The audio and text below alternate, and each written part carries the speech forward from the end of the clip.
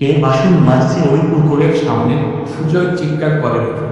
ওর চিৎকার শুনে ওর বাবা মা ছাদের উপর থেকে ওই পুকুরের দিকে তাকিয়ে দেখল পুকুরে কেউ নেই। ওনারা সুজয়কে এরপর ঘরে নিয়ে যায়। এই পুকুরটার একটা কোটা আছে। প্রত্যেক বছর একটা করে প্রাণীকে নিজের কাছে টানবে সে মানুষ হোক কিংবা পশু। লোকমুখে প্রচলিত আছে ওই পুকুরটা যেদিন কাটা গেছিল তখন 1990 সাল।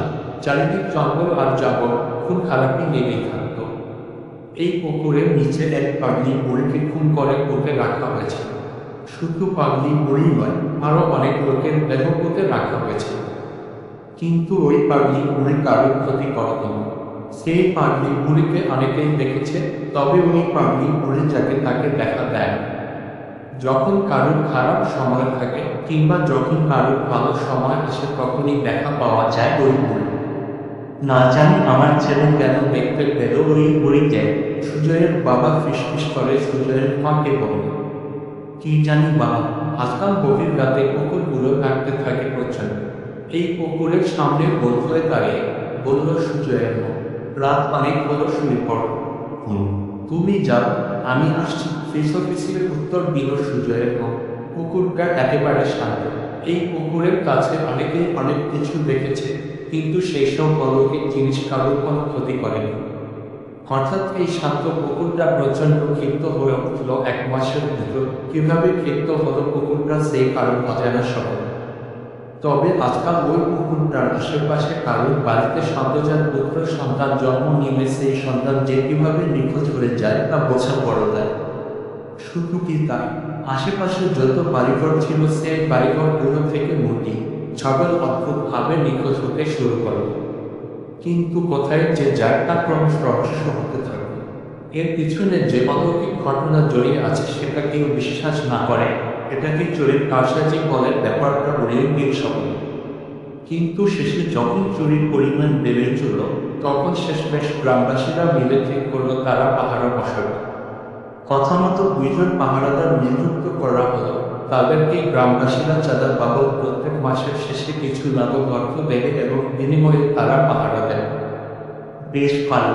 এই পাহারাদার নিযুক্ত করার পর গ্রামের ছাগল, মুরগি 2 দিন মতন চুরি হওয়া বন্ধ হয়ে গেল।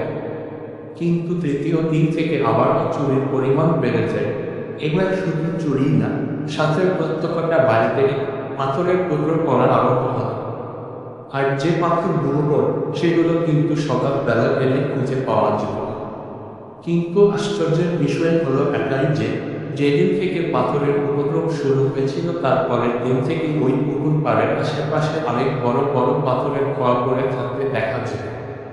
এইরকম একটা ঘটনা দেখে তারা সকলেই অবাক। তাদের মনে এই ধারণা তৈরি হলো যে ওই পুকুরের কাছে কিছু একটা গন্ডগোল আছে। গ্রামবাসীদের অনুরোধে ওই পাহারাদারগুলো ওই পুকুরটার আশেপাশে ভালোভাবে পাহারা দিতে থাকে। সামনে সুজয়ের বাড়ি থেকে রাতের খাবারও দিয়ে যায় ওই পাহারাদারদের। গরমকালের রাত, লোকজন প্রায় চেতনই থাকে, আবার তার মধ্যে যাদের বাড়িতে খামার রয়েছে তাদের তো নিশ্চিন্তাতে ঘুমই হয় না ঠিকঠাক। দিনটা ছিল বুধবার। 2 থালার ভাত, ডাল, ইচের তরকারি আর বক ফুলের বড়া পেট করে খেল ওই পাহারাদারগুলো। ওই পুকুরের সামনে একটা মাছ আছে, সেখানেই তাদের নৌসভোজ সারা। তারপর অমিত বলে উঠল, যার রতন, থালা দুটো দিয়ে আয় সুজয়ের বাড়িতে। আমি ততক্ষণে হাত পা তুলে নিই। রতন থালা দুটো দিয়ে এসে ওই পুকুর পাড়ের কাছে গিয়ে যা দেখল তাতে রতনের পেটে চমকে গেল।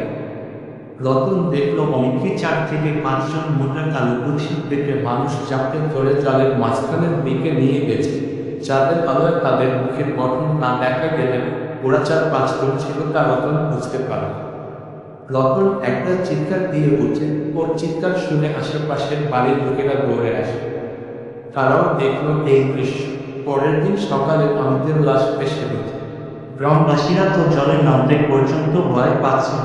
কয়েকজন সাহস করে জলে নেমে সেই লাশ নিয়ে আসে। এই খবরটা ধীরে ধীরে পুরো গ্রামে ছড়িয়ে পড়ল। আশেপাশের গ্রাম থেকে লোকজনেরা এসে ওই পুকুরটাকে দেখতে লাগলো। কয়েকজন এই বাকি ঘটনাগুলোর জন্য পুকুরটাকে দায়ী করল। তাদের মতে এই পুরো ঘটনার পেছনে পুকুরটার কিছু যোগসূত্র আছে। কিন্তু এটা তো অলৌকিক কাজ, যা অলৌকিক ক্ষমতা আছে সে পারবে সমাধান করতে। অনেক তান্ত্রিক, ওঝা, সন্ন্যাসীদেরকে বলা হলো এর সমাধানের জন্য, কিন্তু তারা কেউ রাজি হলেন না।